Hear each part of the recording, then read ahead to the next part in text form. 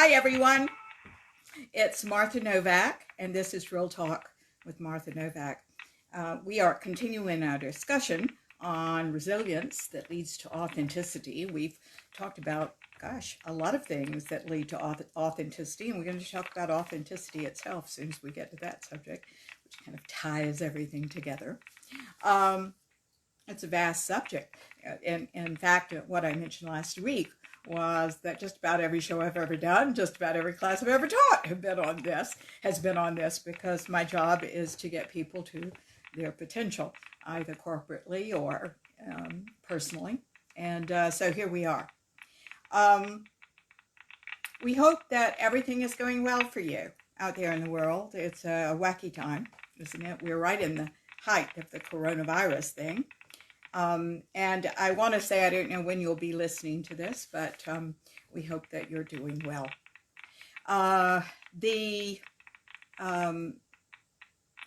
The subject today is really vast. I'm really challenged when I'm doing these shows to bring very complicated things down to size. I'm delighted that you all like the show.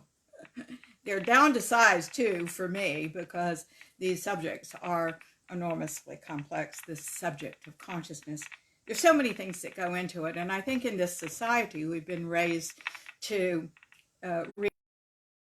fix for everything. One fix. There's not one fix. There are, it's multiple things. I mean, how well are we going to ever know ourselves? The answer is we probably never will, so keep going, and I think we have to get very used to that. I know that I have had to do that, certainly in my life, and I recommend it to you. Just get real used to continuing your learning experience. I apologize for the crackling on the line. As you know, we live rather remotely. This last week has been very troublesome as far as our phone goes, and our phone, I think, is connected to Blog Talk Radio.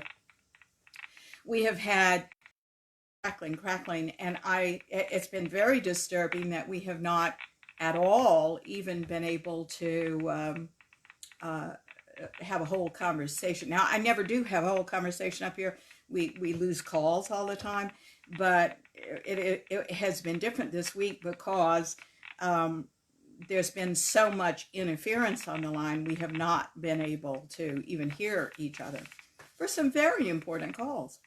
So I apologize to you about that. We are looking in various things. There's no fix for this, but I can probably get a landline, which I guess I'm going to have to break down and do. We've been relying on mobile, of course. So we're going to start the radio show in just a second. Let's do a prayer, get us all on the same page, get me on. Oh, hello, darling. Thank you so much for that heart that goes by.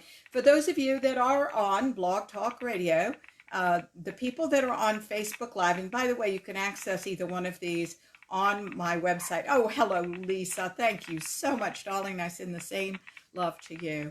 I'm talking to people that send me messages or little icons or whatever on Facebook Live. If you go to my website, which is Martha Novak, Novak.com, under radio shows, you'll have two buttons, and you can toggle back and forth depending on which one is working. And of course, it's always my fondest hope that they both will work, but that happens rarely. Okay, we're doing the best we can, as you know. Let's pray. Dear God, who is all there is, you who are all we are, and all everything is in this world, we thank you so much for our being here together. This is a wonderful community we have of like-minded people, dear God, who all want to know themselves and you on deeper levels of our experience. We thank you so much for all of this. We open ourselves to see, hear, sense, and know what you would have us do as we open to the truth that lies in enlightenment. We know, because you are an infinite and ever-expanding set of truths, always in motion, that there are always deeper things to learn, more to learn, and we open our hearts gladly to this. It's either a burden or a privilege, dear God, and we now choose to believe the privilege. And we open ourselves to our lives changing for the good and for our knowing that this is so. Dear God, we now ask that we open to the truth that lies in your enlightenment, and we ask that we know nothing, for it is the you through us and through all things that knows it all. This is our highest self, dear God, and we open ourselves to that we may hear your message directly to us, either through Martha, me, or through someone who's a call in, or through the direct message, you, to us. We thank you so much for all of this, dear God. We sit here now as the open vessel, and so it is. Dear God, we say this in all gratitude. Amen. Guys, all right, so we're talking about resilience again, so let's go back into that. I want to repeat something that I didn't talk about in detail. I still probably can't talk about it in detail because it is so metaphysical, quite frankly. But that is that resilient people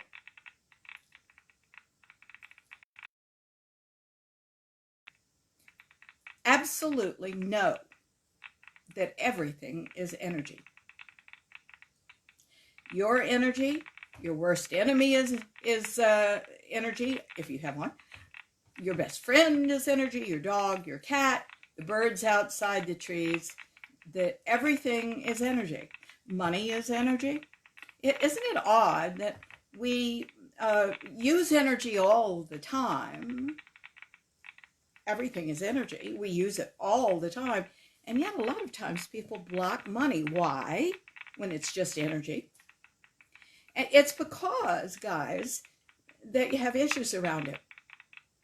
So we need to remove those issues. You've got to go to somebody like me to find out what those things are. If you want a relationship in your life and it's not there, there is some reason you're blocking it. It's just true. You work on yourself until you get what you want. That's the bottom line.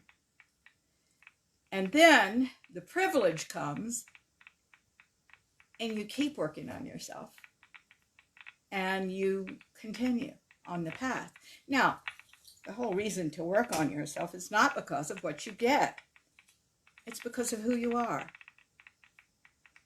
So at some point, I think everybody starts working on themselves because they want stuff. They want a relationship. They want this. They want that. They want money. They want abundance. They want, to be of value. And they want to have a great career. All of those things I do not fault you for. That's exactly what I did when I started all this process years and years ago. I recognized that my talent was tight. That was the word I used because I didn't know enough to call it fear. Okay? When I was acting, when I was performing. I went on to conquer that. You can too. Fear can be conquered. Fear is just a distorted love. That's all it is. And it has a lot of different components. What I said last week is true. We take an issue. Here's the issue. All right. And if you were going to keep this issue, what would you do? Well, this is what you did do. You shotgunned it into a million little fragments and pieces, and you've hidden it all around your psyche. And how good your healer is somebody that can find those little bits and pieces. You understand? Good. Because that's what we need to do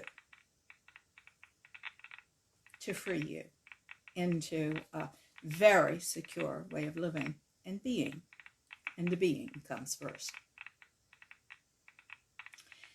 Everything is energy. By the way, I am making this first part of the radio show from, here it is, from an article I found on the internet that I thought was quite good.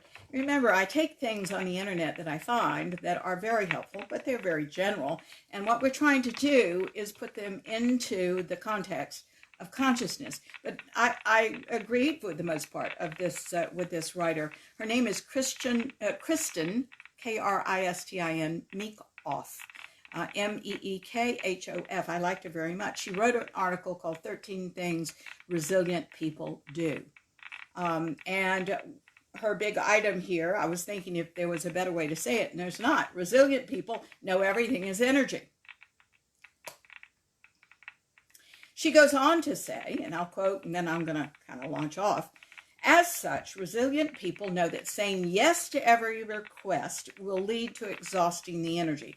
They know how to conserve their resources and use them appropriately. Well, I think that's lovely advice. However, there's a lot more to it, that everything is energy. You know, this is one of the big things that I concentrate on in my classes. And if you're interested in my classes, I do teach you how to do what I do and know all of this stuff.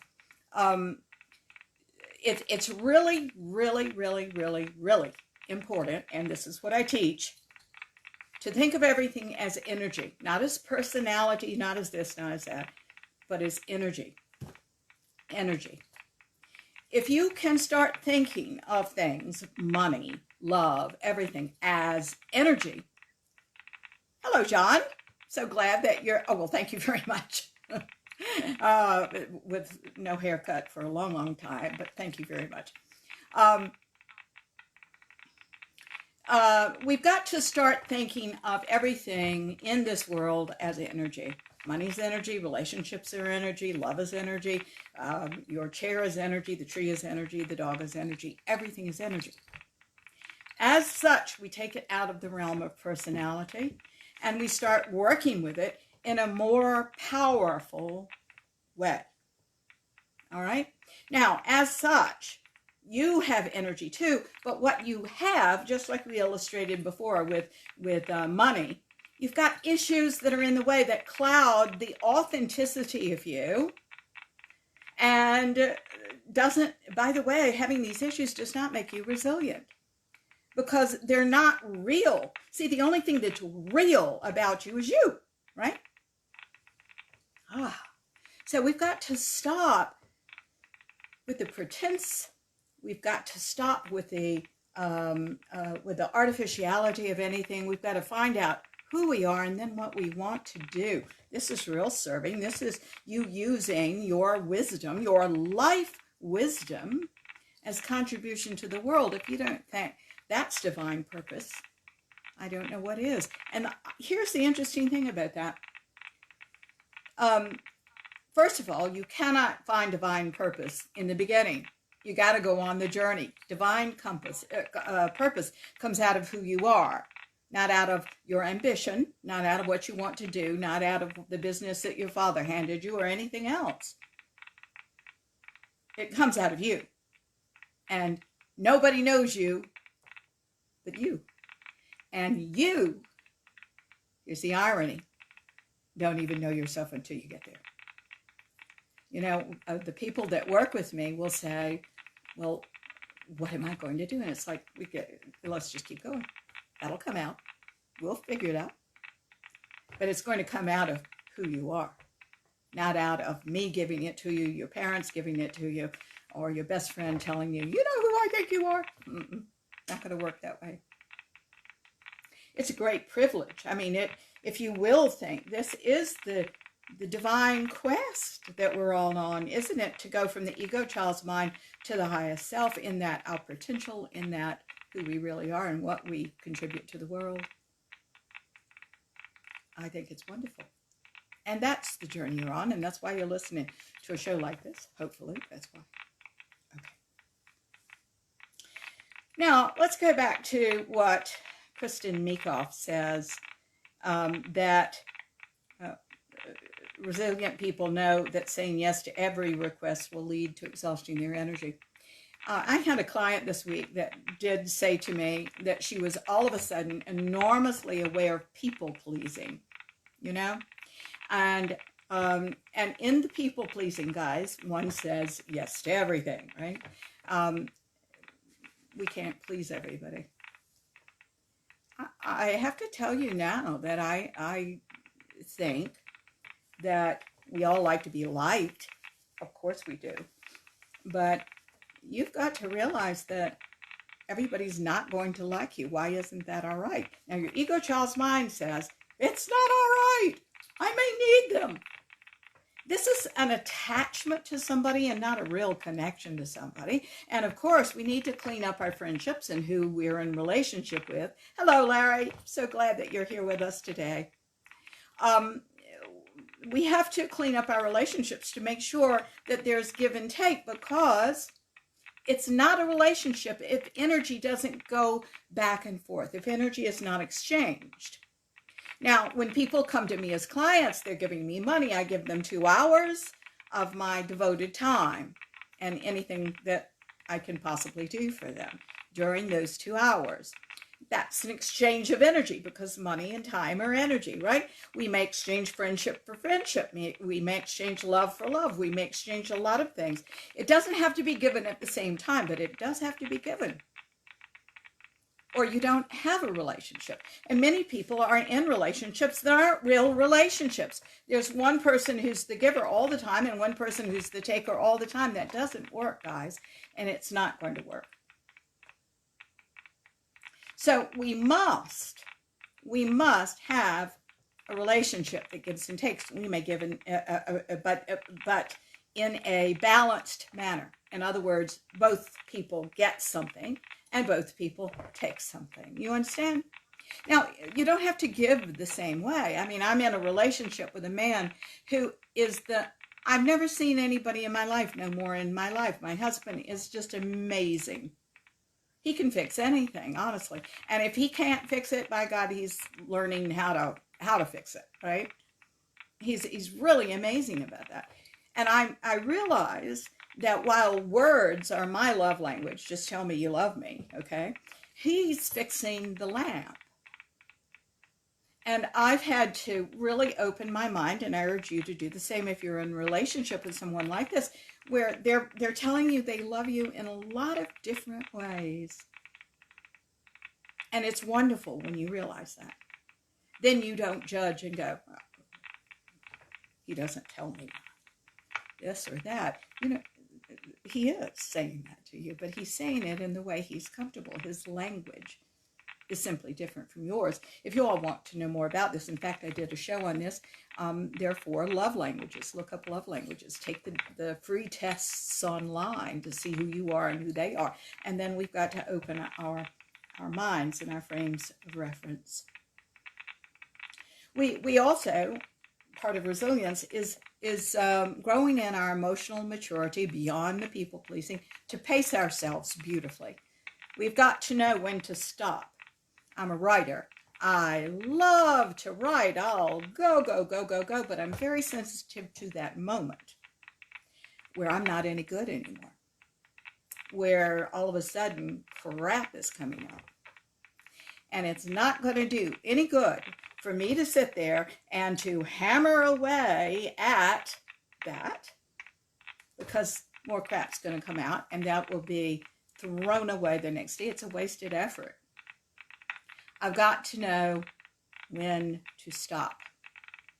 Now, there are a lot of times I'll run out of an idea, right? And I'll go down to the kitchen and eat. Unfortunately, I do that quite frequently. That's not good. But anyway, I'll go down to the kitchen and eat, or get a cup of tea or get a cup of coffee or something. And the idea will be there. I've just needed to get up, exercise, get some oxygen to my brain. I urge you to do the same thing.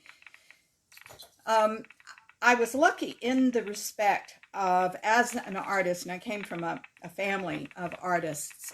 I started writing early, I started singing early, I started acting early, and then I went into directing. I learned how to work with myself as a creative person, and it isn't sitting there and hammering away at something, and I'm going to tell you that right now. You've got to get up. You've got to do other things. You've got to let your creative juices flow. And just like when you were in school and the teacher, and you said, I'm going to cram for a test. By the way, cramming for a test never works. You can't cram for a test. You have to study, get up, study, get up. because there's a processing experience that has to happen. And a lot of people do not allow for the processing experience. Therefore, they can't assimilate what they're sitting here reading. Please, know how your body works. Start working with it. It's a marvelous mechanism. It's going to give you exactly what you want. But you've got to give yourself a break from time to time as well.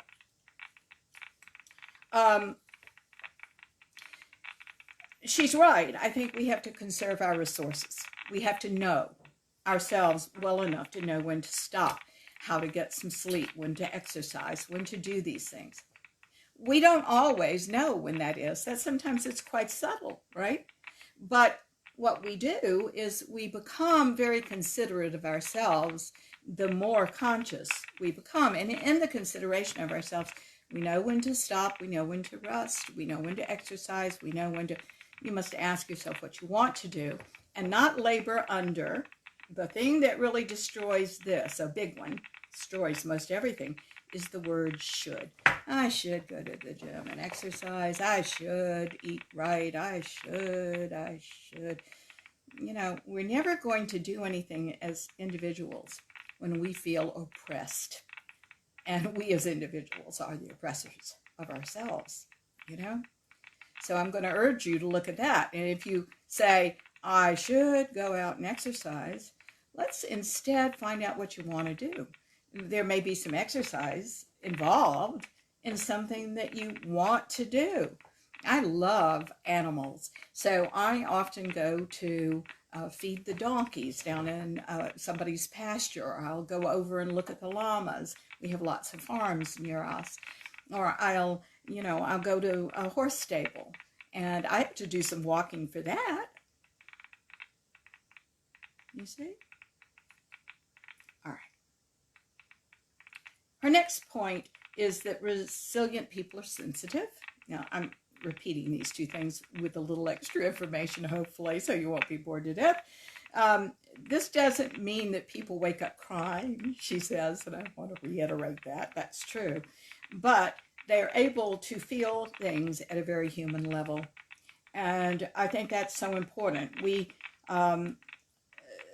If you understand that, and there are a lot of people that have been so hurt emotionally, they have decided they're going to shut that part of themselves down. Okay, but then they wonder why they don't have any incentive to create something or to invent or innovate something, or the desire to mentor someone. You see, what my point is that you've got to have a pretty fluid emotional body to be able to do all that, because your creativity, what you're doing, and eventually your divine purpose is in all that. I've said all along that your brain, the cerebral cortex part of it, is really good at thinking about something you'd probably be good at, okay? But it is the emotional body that is the follow-through. It's the thing that propels you to learn and to grow and to deepen and to know more. So if you've got that part of you cut off, how are you going to get all those divine things that are in you that are ready to flow out? Just because you're avoiding pain, everybody has it. What we have to do, instead of cutting it off so we don't feel it, is to understand it and to do something with it. This is how great novels are born. This is how great wisdom comes through your therapist. This is how, it's not that they haven't lived. It's not that all of these things are cerebral thought. These things are wisdom, and you've got the same thing. But it's very important that you become now aware, really aware of the fluidity of you. You've got to take some chances now and realize that you've got to let these things be resolved and these things change into something else. Because what happens is the energy gets stuck. We call it a fixation, when the energy gets stuck. You know, we're all selfish little people, for example, in our in our ego child's mind. But that energy in the ego child's mind of selfishness becomes our love and our altruism when it crosses that line. You see, these things that we're so ashamed of, these issues that we have in our ego child's mind, change when you have worked on yourself. They become something bigger and more glorious and more loving. They have to start somewhere. They start with that nugget of unlovingness, like selfishness. You see, it's all being human, isn't it? All that whole line of what we start out as and what we change into. But we have to be willing to allow that. We have to be willing to work on ourselves. Sometimes these issues are so deep and so powerful that we literally cannot do it by ourselves. Why? Because your ego child's mind does not want you to find it. It's a propaganda machine. It says, look, the only reason you're alive, safe and well and reasonably intact is because you have limited yourself. You have oppressed yourself. You're watching every little thing. You have to be in control. That's what it's telling you, right? It's not true. There is a higher self that is powerful and loving and all God. And if you are working from that, you just don't have anything to fear. The answers will be there for you when you're ready. Your potential is right there, being developed, even as we speak. I guarantee you it's there even as we speak. Even in the ego child's mind, it's there, my darlings. Even in the ego child's mind, it's there. It's just in its undeveloped state. So keep working. Keep just shedding the issues. You know, everybody's got them. I get so tickled at very, very unaware people that say, oh, I don't have any issues. Okay, fine. Believe that until you don't, because everybody has them. Everybody has them. I don't care how good a parenting you had. I don't care how bad a parenting you had. Everybody has them. Because this is our life journey. This is what we're supposed to do. This is the quest that I told you about, to go from fear to love. In that love, all potential. When I say all potential, what do I mean? Am I going to be a brain surgeon? Nope, not going to be doing that. Because that's not my potential that's inside me. You're hearing some of it right now. Okay? This is what I've developed myself to be. So, you know, I had a client one time say to me, you know, this manifestation thing doesn't work, because if I were in the desert, how could I manifest an elephant to come along? You know, it's like, you're missing the whole point. This has to do with who you are. You're not going to be able to just do something random like that nobody cares about. You're supposed to bring forth you. So that was just a lovely excuse not to focus on what he was supposed to focus on. You understand? Thank you so much for that, sweetheart. That means a lot to me when you all tell me how you feel. Thank you. I return it. All right. So I want all of you all to create something, you know, and it lies in, so much of it lies in your emotional body. So we need to, you know, face these things. Now, you don't have to, here's the irony. People a lot of times don't want to work on themselves. Number one, they haven't figured out how to handle the things that so thwarted them in their childhood. So we're supposed to show you how to handle that. So that's off the table, because there are answers to how to handle it, okay? Number two, a lot of times people don't want to face it because they think, I can't relive it. Nobody's asking you to relive it.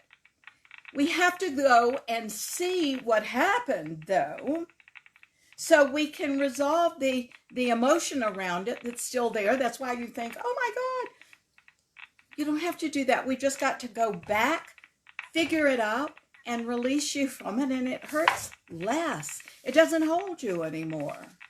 You see, these things are still, these things that are unresolved are still active in the nervous system. You're still working from old programming. Part of your potential is to come into the present, work with brand new programming right now. And it's the programming that I say is brand new. It's brand new, but it's as old as your soul. It's what you're here to do now. So come on. It's what you're here to do. I happen to think that everybody in their world, in this world, has their life purpose. I think it's an enormous learning experience. I think that we often judge people because we have an idea, a fantasy in our heads of what we want them to do, when their life purpose is something completely different. Perhaps their life purpose is not to get to divine purpose. Why isn't that all right? I want to say to you, it certainly is. And I've seen throughout my life and the lives of my clients who are connected to other lives, that many times people, for whatever reason, all about learning though, choose things that we know will hurt them. And I think sometimes that's really important for them. And it's important for us. It's a learning process, because I want to say that in my own life, I now, after many years and going through the judgmentalism and everything else that we all do in our ego child's mind when we want them to do something else, I can honestly say everyone has the right, the divine right, to live and to die the way they choose. I feel this really strongly. And when a friend of mine passes away in energy that I wish in choices that I wish they hadn't made, I say they did it their way. And in that, there's terrific learning, even if I don't understand it. And I support their right to do it. I do. Now, one other thing about this point, and then we're going to go into a whole new set of points. And that is that we've got to get, now I'm going to go back to this one thing that I'm harping on right now, which is we must get fluid emotionally. We've got to release some of these old things that keep us fixated and stuck. And the reason I'm saying that is it becomes very important when you're dying, when you're physically dying, because the dying process is a going with. A lot of times people linger on their deathbeds because one body is stronger than another. For example, if you've had a lot of ego presentment, and by God, that ego is going to save you, you're expecting to save you now on that deathbed, and death is going to win. It's just the way it is. That's not going to happen. But you're going to linger because you're so afraid. Again, the ego child's mind is fear-based. And it's not a going with. You've never learned to go with. Hi, Pat. Oh, thank you, darling.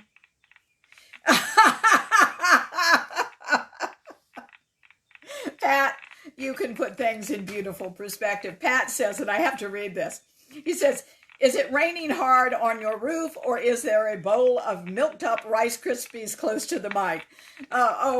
Darling, there is this weird crackling, and I understand that. I wrote that on our little blurb today, because when I set all this up early, it's crackling. I want to tell you that I've had a lot of problems this week with phone calls. I've had important phone calls to make, right? My accountant, my CPA, people like that we like to talk to, right? To get our minds in the same place. Our phone doesn't work.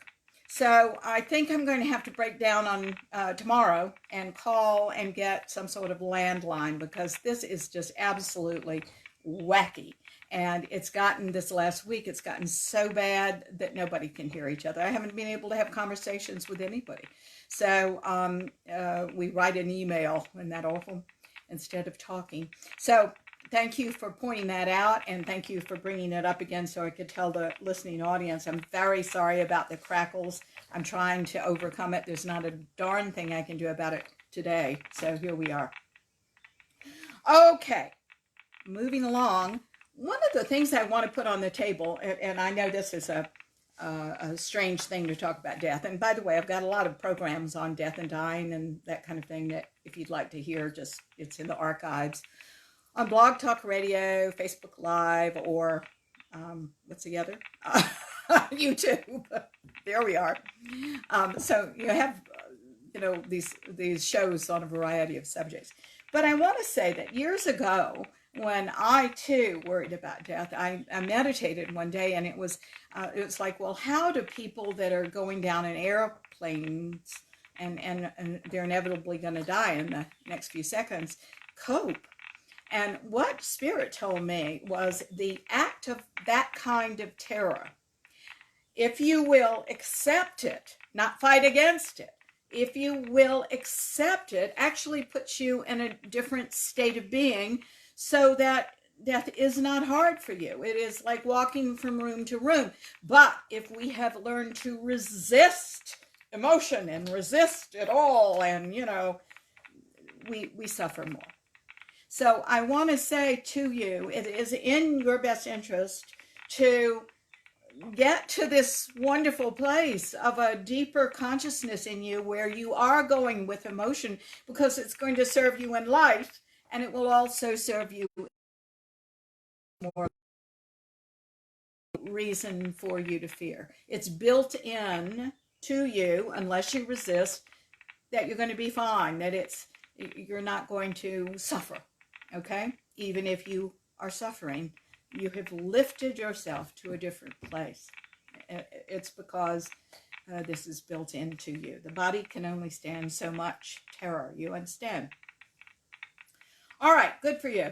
Let's keep going now. This is the new information. She goes on to say, resilient people create and make space for innovation. Of course, this is what I'm talking about with the creativity.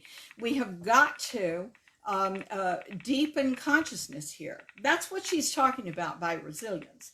If I say, be more innovative, you can't be more innovative than you are right now. Why? Because you're not in a different place. The way I look at it is we have stratas of energy, okay? Stratas of energy. And most of the time we live in a strata. Here we are, functioning in that strata, all right? But what we don't realize, and we do, certainly when we're talking about consciousness, is these stratas are layered, so we can go down into consciousness and find different experiences and see the world with incredibly different insights, you see? So you can't just say, well, I think I'll be this today. I'll be more innovative. I'll reach my divine potential today. I'll just switch a light switch on. It doesn't work that way. These things are not earned because we've been good little boys and girls, like Judeo-Christian religion teaches us. These things are opened to because we get out of our own ways in working with deeper levels of consciousness. So I want to put that on the table for you. This is all available to you, but through the work. Now, the irony here, and what stops us, is that we are only aware of what we're aware of. Isn't that ironic? And that, I think, is why this is called esoteric thought, because there's something else to know under the obvious. There's something else to know under your current level of awareness. And there always will be. Why isn't that the good news? I find it really good news. What a privilege to walk this. Your life is not always going to be this hard. It's going to get easier and easier and easier. The more you think of this as energy, the more you think of that the way things work. Okay, so she goes on to say about this subject, resilient people are often creating things you aren't even aware of or that the public will ever see. They may write a song or a journal entry or paint a canvas just for their own enjoyment. Many innovative ideas come by way of engaging in another creative activity. It's really true. I've made sure throughout my life that I don't just do one talent. There are talents that I prefer, and there are talents that I'm better in than others. I've always loved to slap a little paint on some canvas, but I'm horrible as a painter. I don't have that visual thingy. Now, I can't say I don't have that visual thingy. I don't have it for a canvas. I have it for stage. Just give me some actors and a great script, and man, I can create something visually beautiful there. But no, I'm not good at painting, although nothing's going to stop me from getting out my paints and trying. What if it's just lousy? I'll throw it away, okay? Creativity is about creating and destroying, creating and destroying. Anybody who's writing a book will tell you your first draft is really dreadful. I know mine was. It's dreadful. Throw it out. Start again. All right? And that's the exciting thing. I think a lot of people don't do things that are creative and artistic, particularly because they're comparing themselves to Van Gogh. Guys, we're not that. I'm not that. You're not that, probably. And if you are, good for you. But that we must express ourselves is a really big part of how to free your what? Your emotional intelligence, your emotional body. The arts have always been there to help us with the flexibility of emotion and emotional expression. You know, see, there are two kinds of things that we have to deal with when we're looking at the emotional body. Number one, you have to feel. Okay? Number two, you have to express that feeling in some way. That's it. A lot of times, people shut off their feeling, and then the whole system's down. Sometimes people have their feeling, and they feel quite a lot, but have absolutely no emotional expression because they learned that was dangerous in their early childhood home. Now, what I am suggesting to you is that you start doing some sort of pursuit here. Whether you want to write a journal, what do you want to do? You don't have to have anything. Don't get that ego involved. Don't get the ego involved. Don't have to write the great American novel. Don't have to paint the great American painting. Just do it because it's therapy for you. When I teach acting, I used to have an acting school, and when I teach acting, a lot of times actors have a very hard time. You know, acting is not about whether you have the talent for acting. Acting, really good acting, is about bringing up your guts and lying them all over the table and letting the audience pick through them, quite frankly. It's about courage, okay? So a lot of times when I'm teaching actors, they simply can't get to the emotion that's underneath sometimes a word, like yes. Or those things are not throwaway words, you see? Hey, Hope, I'm so glad that you're here with me today. Thank you. There are no throwaway words if a script is well written.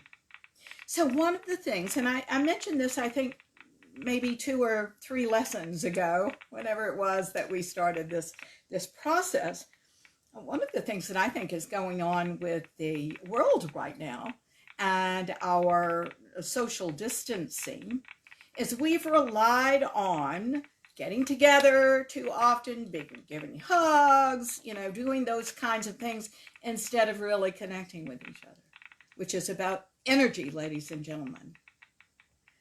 that's where we need to be. I think it's serving us to make us connect on a deeper level if we will let it serve us that way. Because what I would do in acting classes is when I would see somebody who is really articulating a lot with their bodies and trying to give me a lot of facial expressions, we tie them up. We tie their hands, we tie their feet. Sometimes we tie them to a chair, sometimes we tie them to a pole or against the wall. And then they had to do the scene that way. And almost always, when we took away the ability to express through their body, which is a very shallow way of communicating, they went to a deeper level of experience. I think that the coronavirus is rather a metaphorical experience for that. We need to go to a deeper level, by the way. So you can attach or you can connect. Connection from the highest self-attachment part of the ego chasm. All right. Her next point is that resilient people use positive self-talk. I think this is a really good example of you better be in a deeper level of consciousness to do this well. Because if you talk to somebody on the street that has a lot of negative self-talk and is walking around depressed all the time, and that's why, by the way, certainly one of the reasons, they can't, and you say, oh, you should think more positively about yourself. They'll all say, sure, yeah, I should. They can't do it. It's because you have programming that's not letting you do that you're repeating over and over and over and over and over. Okay? We call it in our work here at my company, the perpetuation of the perpetuation. In other words, you're doing something to perpetuate the ability to perpetuate the negative thinking. Gets kind of complicated in there, doesn't it? Huh? Excuse me, my nose runs because of pollen. No coronavirus here, thank God, and I hope none at your house. So, we do have to be more and more aware of self-talking. Now, this is, to me, what she's saying here. She goes on to say, and then I'll point out what I think she's saying here. And forgive me, I don't mean to be assumptive, but, this is what we have to do here when we're interpreting something and our author is not sitting here beside me. She goes on to say, this doesn't mean every day is happy and problem-free, but resilient people are very careful with their inner dialogue. They know this is a key sentence to me, they know if they start to criticize their own performance, they are less likely to have a strong recovery, to make a strong recovery. They know mistakes will happen, and they're able to experience disappointment and not get stuck in it. Well, that's all lovely. What I want to point out is, what she's saying is you need to be aware when it starts. Most people aren't even aware. They aren't aware of the cycle. What we try to do is, there's an access key that I always put in to people's sessions, which is, I'm going to recognize that I am negative self-talking on the front end of the experience as it starts, so I can stop it then. Because once you're in it, you're not going to be able to stop it. It's like a snowball rolling down the hill. Then you just have to go through it and wait for the melting to come, and then it does, and then you go back to the top of the hill, and it kind of starts all over again, right? So the whole point is to catch it on the front end of the experience, to go, oh, look at me, I'm trying to negative think. I'm not going to do that. I'm going to see instead what? What's true? Let's say somebody said something mean to you, and this person is a very good friend of yours, and they hurt your feelings, all right? So you see the truth of that. That's exactly what happened. That is a primary emotion. You remember my lesson about a year ago on primary emotions and secondary emotions. Primary emotions are just what happened. That hurt my feelings. I didn't understand it. Those things I abide, okay? That made me sad. Okay, good, great. Primary emotions having to do with just what happened. Secondary emotions. This always happens to me. I can't trust anybody. Everybody is out to get me. This just shows that that love is going to end badly for me no matter what. This always happens to me, always and never are big words. You see, those are the secondary emotions. The secondary emotions are lies or partial truths or something like that. They are not just what you need to deal with. The answers lie in the primary emotion. What are you going to do about it? Okay? This person I know very well. I love her. I think she loves me. And she seemed to betray me by saying this mean thing. What would you do about it? Well, my suggestion is the mature thing to do is to go to her and say, you know, I love you a lot, always have, always will. And you said this to me today and I didn't understand it. It seemed to come right out of a different person. So can you tell me what your motivations were? Because I'm trying to build it up in my mind and I don't want to do that. I don't want to get this in the way of us. And she'll probably tell you it might not have anything to do with you. She might have had an argument with her husband, right? Now, guys, I've got a call, and I just simply don't know whether I can bring this person in with all the crackling, but why don't we try it? And if there's too much crackling, forgive me. We just won't be able to do it today. All right. Hello, I'm talking to a 307 exchange. Are you there? Martha, how are you doing today? Fine. Who is this? This is Rusty. Rusty. Hello, Rusty. How are you doing today? You know, all is well. It's a little bit stir crazy because of this girl that came to town named Rona, and we don't want her around here, but you know, we maintain it. Oh, somebody named Rona? Corona? Corona. Yeah, I got it. Yeah, she's in my town too. It's not real fun. You know, the thing about it is, though, we just need to start saying that she has some dirt on the Clintons and she'll end up dead. I love that. That's very cute. That's very funny. Well, you know, honestly, have you been noticing our transitions? Everybody hated this in the beginning, and then everybody started telling me, well, you know, I'm finding an advantage here. This is just great. And now the advantages are getting a little old, and everybody's getting anxious and ready to get out again. It's very funny. I'm just watching everything from week to week. We seem to change. What's your experience been? Oh, most definitely. But you know what? I thank the Lord that we have a strong president that's not trying to create chaos, even though he's handling it well.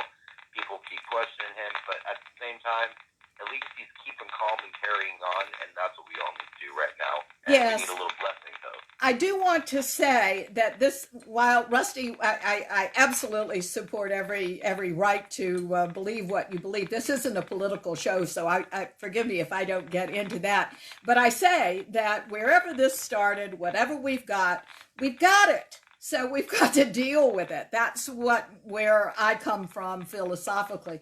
We're just here, and we've got what we've got today, and we'll have what we have tomorrow, whatever that is. And we have to deal with it in a healthful way. So I think that people are doing that pretty well. We just all need to keep calm and carry on. That's the best advice I can give anybody. Keep calm, carry on. Keep calm and carry on. I'm all for that as well. I like that philosophy a lot. Yes, keep calm, carry on. It's just the way it is right now, and it will be different in another metaphorically speaking, the next day. We have to take every day as it comes. I'm so glad you called. Do you have any comment about resilience that you'd like to put on the table? I'm sorry, you just broke up.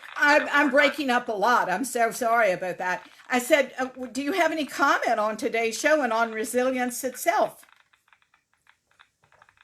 How are you being resilient? I'll say, though, long-time listener, first-time caller, and I just want to say thank you you for keeping your shows and great topics coming, because it actually means a lot to hear from somebody that actually gets the world, if that makes any sense. Oh, Rusty, you are so sweet to say that, and you're invited to call anytime. That means a lot to me. You know, I sit over here and I do this, and I don't know who's listening and who's not. I'm not getting any reports. So that's just wonderful that you're saying that to me. Thank you so much. It's nice to know that you're there.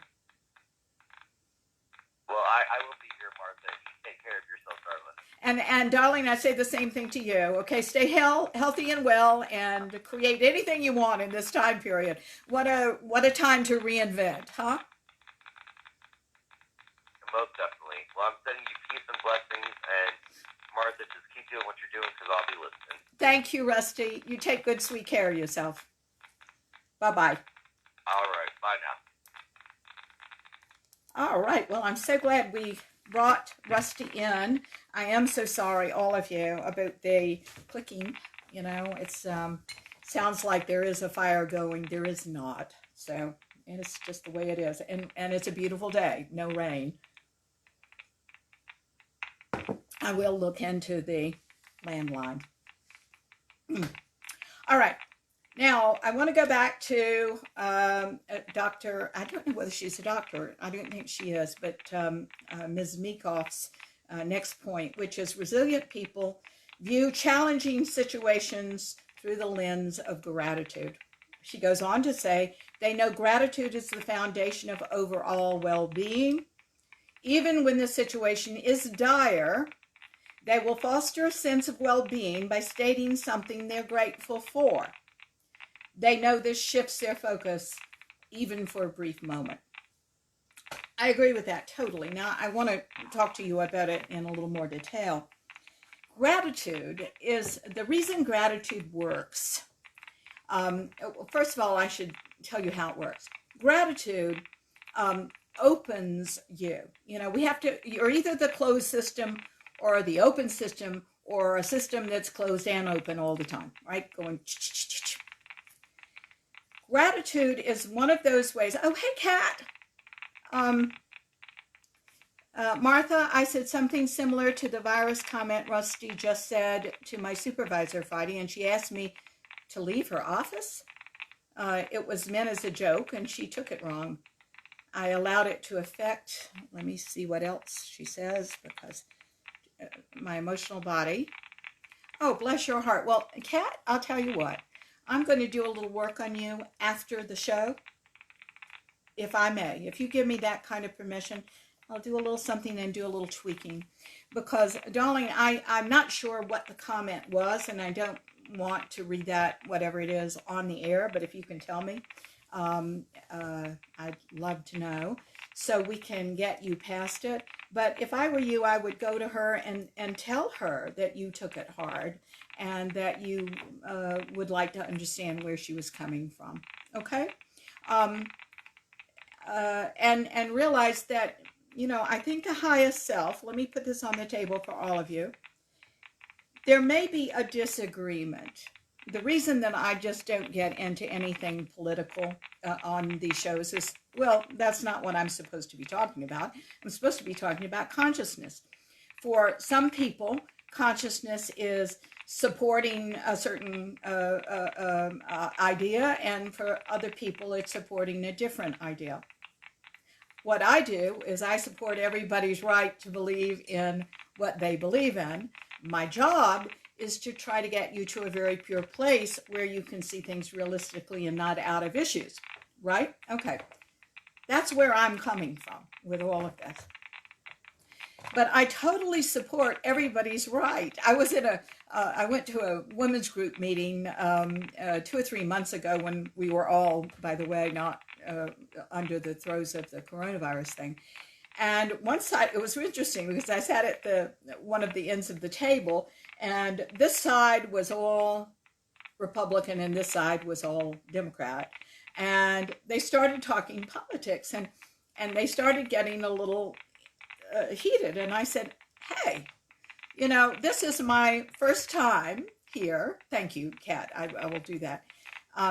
This is my first time here, and I've got to say that I'm here to like all of you. I'm not here to really discuss politics. If you all want to, by all means, go ahead. But it's not going to change how I feel about anybody here. And I just like to know you guys. And we are more than whatever the politics we are believing at the time. Everybody seemed to get it, too. That was very nice. And the subject was kind of worked out, and that's just fine. We all have a right to believe whatever we need to believe. We even have the right to believe it if we are believing out of issues. I support everybody's right to do what they need to do. Now, this is what I want to say, but the highest self of you, even if somebody has a different opinion, you agree to disagree. And there's nothing wrong with that. Sometimes when people have such a different opinion, you agree to disagree. Now, how is that different from the ego child's mind? The ego child's mind does not create that win-win situation. They just disagree. There is no agreement to disagree. You understand? So I think that, Kat, let me just say, I think it's important for you to go in with the attitude of, we're going to have to agree to disagree. Let's just do that.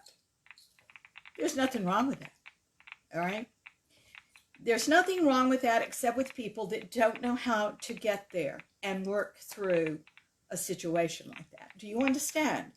There are people that are terrified of trying to work through a problem because they've never learned. They don't think they can. Often this comes out of some sort of insecure attachment.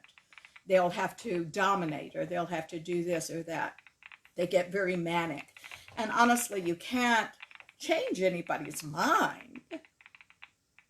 You know, you just can't change any. And why would we want to? So just go in and straighten this out so that you're not so anxious about this anymore. And I'll work on you after the show so that you can be a little more fortified to do so. But drop any kind of pretense, drop anything, just go in and make it very human, my darling. You know, you're a human, she's a human, and say, I want to have great feelings about you. And I felt, shut down, whatever, and I don't want to feel that way about you. So I just wanted to say, you know, let's get back on track. Okay. Back to gratitude. Gratitude, because there is an openness there, and here's the key about gratitude. Gratitude is you being grateful for something. Thank you, sweetheart. Gratitude is you being grateful for something that's larger than you. Isn't that something? Or somebody else other than you. So gratitude is that one lovely harbor where we are not thinking of ourselves, but of someone else. It may last a moment, it may last as a lifetime choice, but it is that wonderful place where we're acknowledging something else other than just us. It may be that we are grateful to a person, or grateful for an opportunity. Yes, Kat, I understand that, but sweetheart, you're giving that to her. You're giving that to her when you say that she has power over you. You're giving it to her by not speaking up. Yeah, thank you, sweetheart, for hearing that. So in your kindness, and be sure and get in that energy of that loving highest nature. And you know how I'd start this conversation off? I think it's really important to show her what you like about her, because you're going to tell her this one little point where you didn't. So I'd go in and I'd say, I like very much that you do this and this and this. I think you're a wonderful person in those aspects. When this happened the other day, I felt really bad. And that's how I would begin the conversation with her and say, I just want to make sure that we both our feelings are both allowed here. We don't have to talk about them again, by the way. but there's I'd love us to agree to disagree, and just let it ride out. But that's probably the way I would go about the conversation, if that helps.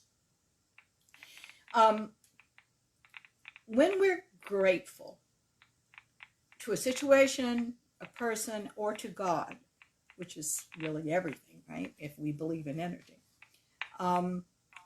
then we have the opportunity to, it's creating in us an open system.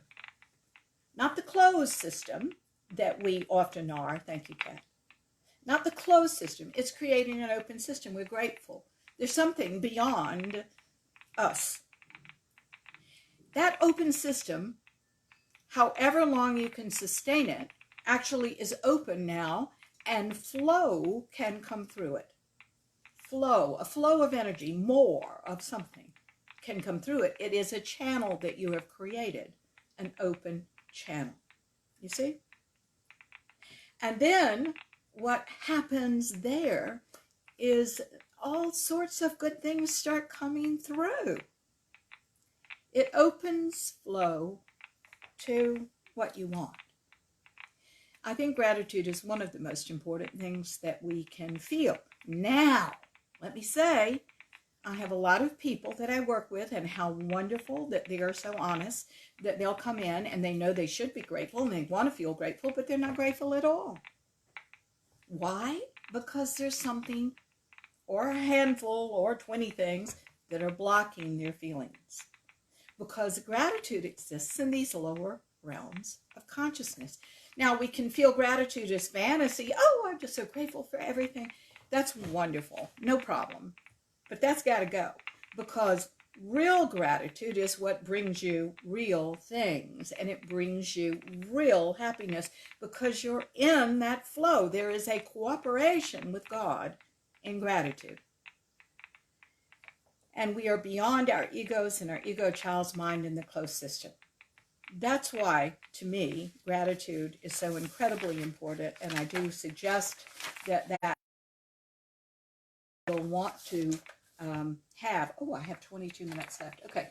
Now, we finished our talk on resilience. Let's go into a whole bunch of material on authenticity. I am taking this, and I'd already started talking about this article before. This is by Chiki Davis. She's PhD. The first name is Tchiki Davis. I'm going to call her Dr. Davis since I'm having a hard time with her first name. I had talked about the beginning of this article a while back, but I want to now go into the rest of it because I have a few things to say, and then I've written some things down myself that I want you to keep in mind when we're talking about authenticity. Her next point here, her number 8 point, because I had covered them all before. Maybe I ought to read through those so we can all be on the same page. She said, how to develop authenticity, by the way, as if it were this easy, right? Number 1, observe to develop authority. Nobody can do that, by the way, until they're in deeper levels of consciousness. Number 2, examine family belief systems to develop authenticity. Nobody can do that either unless you have a guide to do so, because you don't want to see what you don't want to see. Number 3, open a dialogue between the adaptive self and the authentic self. And I don't say open a dialogue between them. I say know the difference between the ego child's mind dialogue and the higher self dialogue, and understand the motivations of each. Eventually, one will be assimilated into the other. You know, if I were drawing a picture of this, I would say you draw a great big circle, okay? But you would realize that there are no edges to your potential, so there really aren't any edges. But for our construct, there's a circle, You put a tiny little dot in the middle, and that dot is the ego child's mind. But it runs the show instead of this larger arena. It's driving the bus until you realize it is and do something about it. Again, it's got loads of programming that we're not even conscious of having. We've got to discover sometimes what's down there. No, all the time. We have to discover more and more depth and more of what is running us. What are the programmings that we can do an interrupt on and do something else instead? Okay.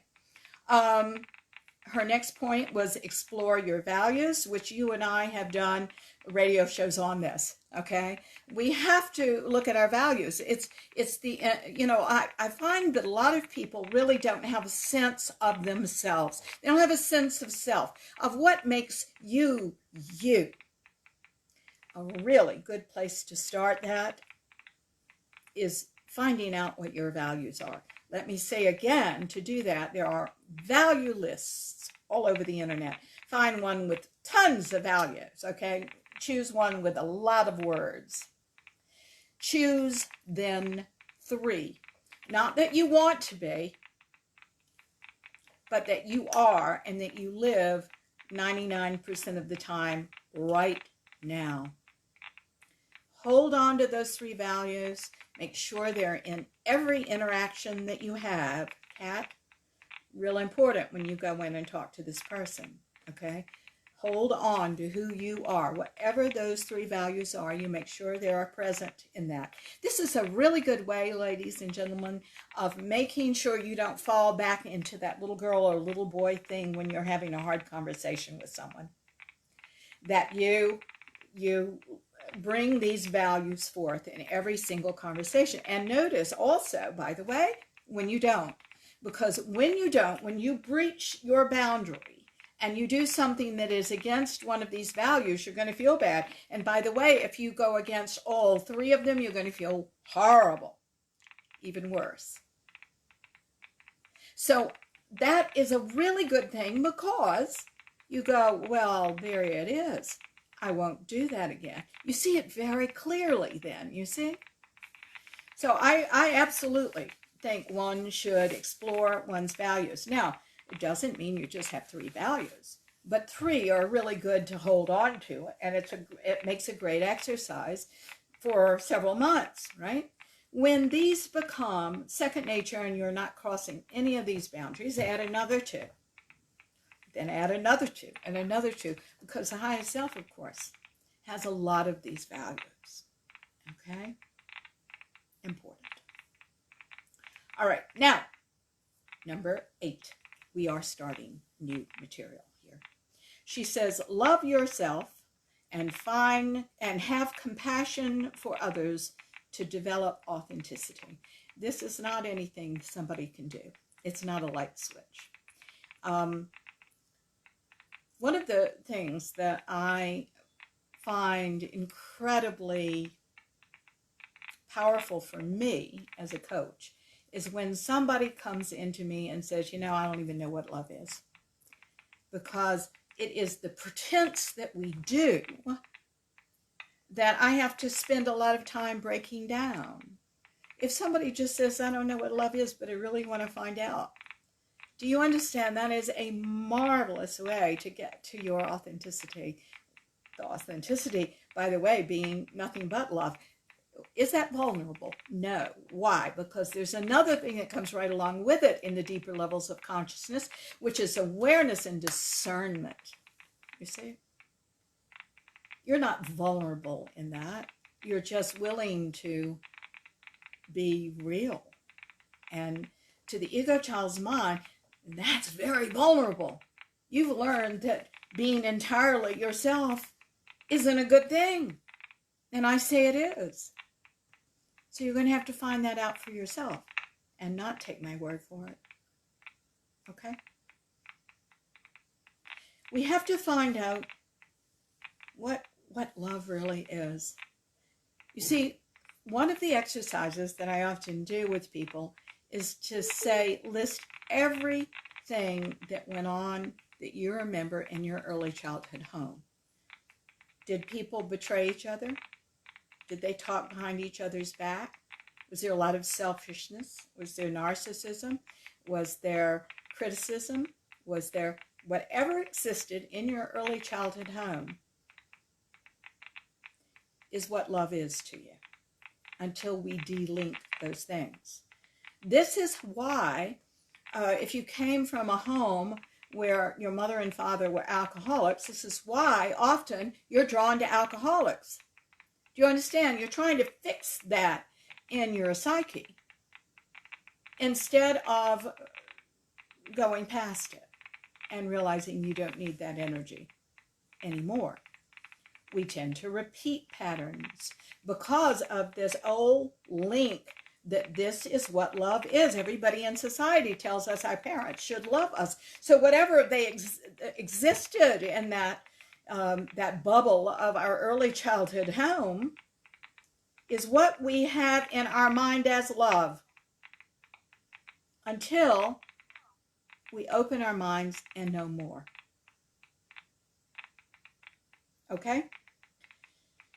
So, the other thing I want to put on the table here about her statement, love yourself and have compassion for others to develop authenticity, is that you can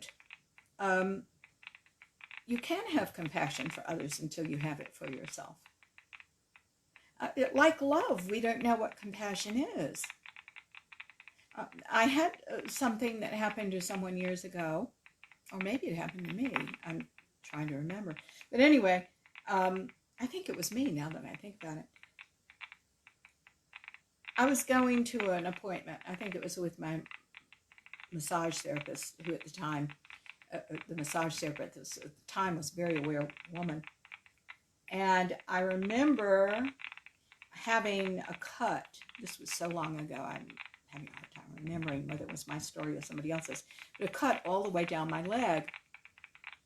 But I was late to the appointment, not because of that, but because my dog had stepped on a thorn and I was busy plucking the thorn out from her little paw so she could walk.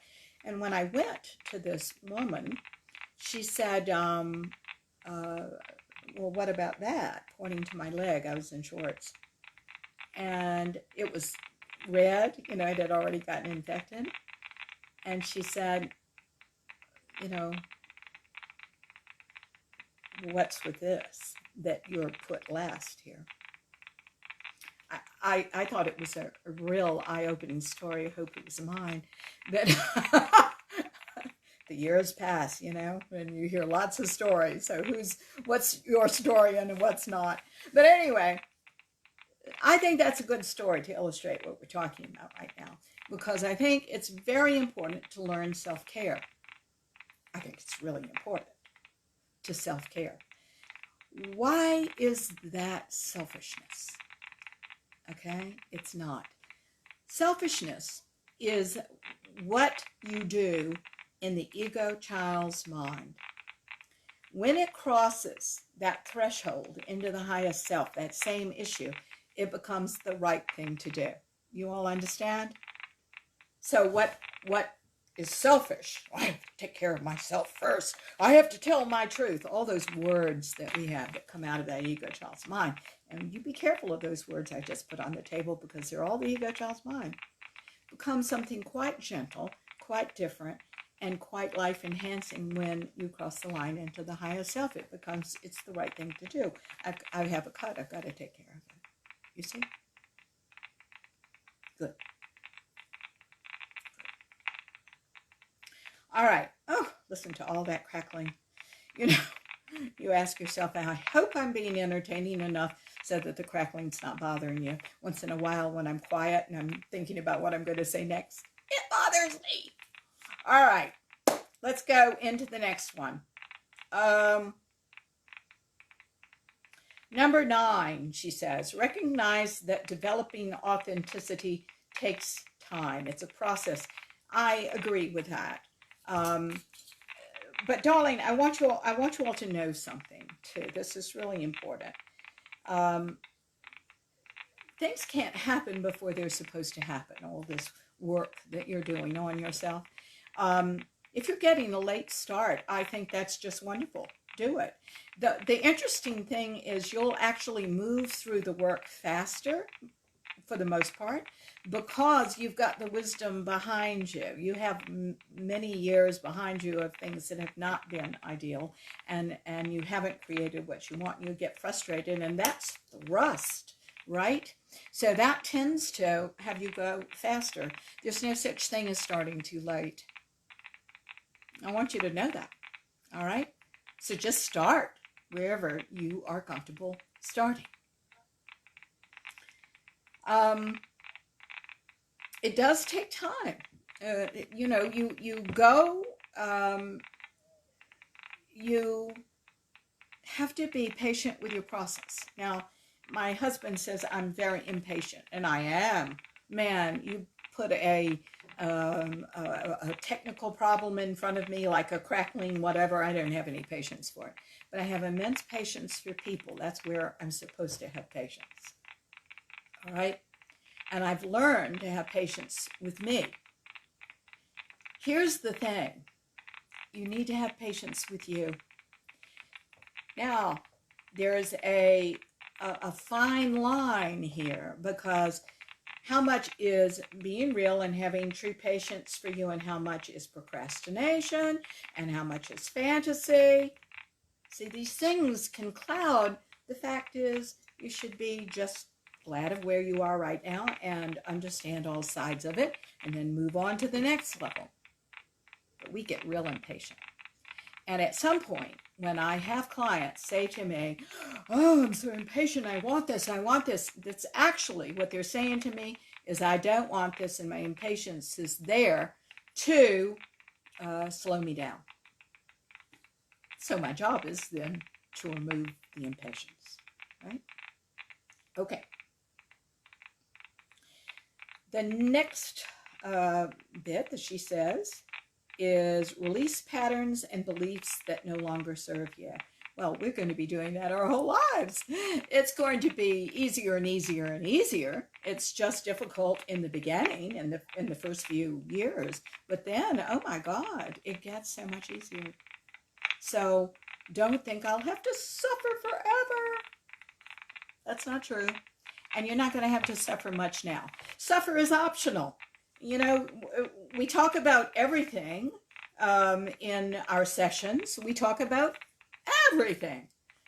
But it's just you and me and our confidentiality. And that's, what is there to worry about here? And I'm supposed to call you on anything that I see. But I certainly try to do it in love. And I want you to know that. And I want you to feel that when we're working together. I get real tickled because my clients do know that about me. And they'll say, oh, they'll get together as a class or as a group, and they're so cute. They say, oh, we pay her for this. It's like, yeah, what does that say about us? You like the abuse. But everybody knows it's not real abuse, right? It's really, we just need to, lay it on the table.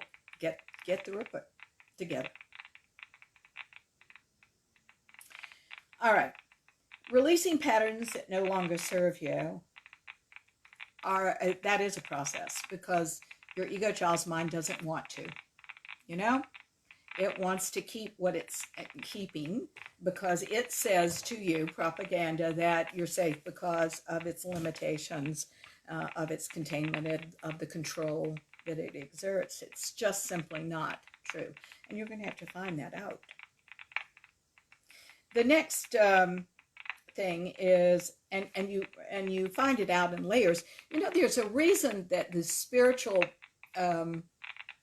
what would you say? If you were drawing the spiritual experience, it would be a gyre. Because we're going through the mental, emotional, physical, and spiritual issues, the stuck points energetically as we go down, and there's always something underneath and something underneath and something underneath, until there's really nothing to know about your past anymore. It's just about turning you on to the present and using everything you've got. Isn't that exciting? That's when your story disappears. Oh, aren't you sweet, Kat? Thank you so much for that compliment. That means the world to me. It really does. I'm crazy about you too, kid. Thank you for listening every week. The next line here is her next point, number 11, is ask yourself what you truly believe. I do think that we don't always know. I think part of this, by the way, is knowing your values. But I think part of it is we actually, in our unawareness, don't even know what we believe and what our parents believed and what we don't want to believe anymore. We have this little familiarity blanket that we put around us, and it feels comfortable, but we never ask ourselves, wait a minute, is that really mine now at this point in my life with my awareness and what I choose to believe? There have been many things we've just accepted from the media and from old teachings in our whatever religious tradition we had. And there's some things that we need to, if not question, certainly look at pragmatically. And I think that's a really important note. Number 12 that she says is take it slow to develop your authenticity. I don't know what she's talking about by that. She says sometimes we're shocked by what we discover within our subconscious that has been hidden. Such sudden new raw awareness can disrupt our lives in unexpected ways. I'm not sure I understand that. I think that whatever comes to consciousness is supposed to come to consciousness now so we can deal with it. It doesn't come until we can deal with it. I think that it's really important to have a guide because we're supposed to show you the more global perspective, and you've got to have that in place before you release the smaller perspective, don't you see? It's really important. Yes, you don't, there's a vague trust in the larger picture. The vague trust in the larger picture is you haven't proven it in your own lives. And I can sit here and tell you guys how much better it is. And thank you for trusting me, Rusty, Cat, and all of you dear people out there, Lisa. But I have to have you prove it to yourself. You see, ultimately, that's where you're going. And you're all in the process of that.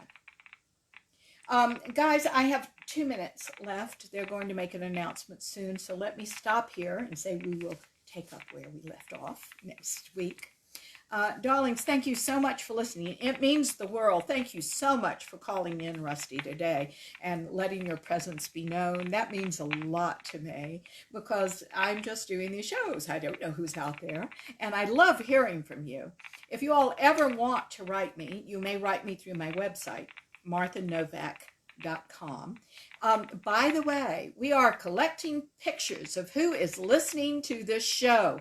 Will you please go to my website, and you're going to send it to, I think the address is on there, but admin 90 seconds, admin at marthanovak.com, I believe.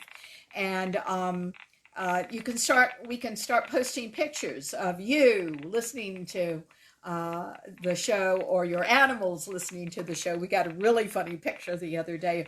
One of my good friends, Linda, who sent her dog very, very intense and listening to the show, and you can see the show in the background. It was lots of fun. Please send your pictures and let's see what we all look like. Would you like that? I think it would be marvelous because you all are beginning to talk to each other and form groups, and I think that would be so nice for us to have as a little community. Okay, so please do that. Look at the website and add to it. Thank you, dear God, for all of this. We open ourselves to whatever it is that we can take forward from this lesson today. We thank you so much for our listeners, and we say this in all truth and in all gratitude, and so it is. Amen. Guys, please be kind enough to get the word around about our shows. If you will, send this out on social media if you like the show, or tell your friends by word of mouth or anything you can do. It would mean a lot. Thank you so much. We appreciate it, and God bless you. 10 seconds. Have a wonderful week, and stay well out there, okay? All right. Bye-bye.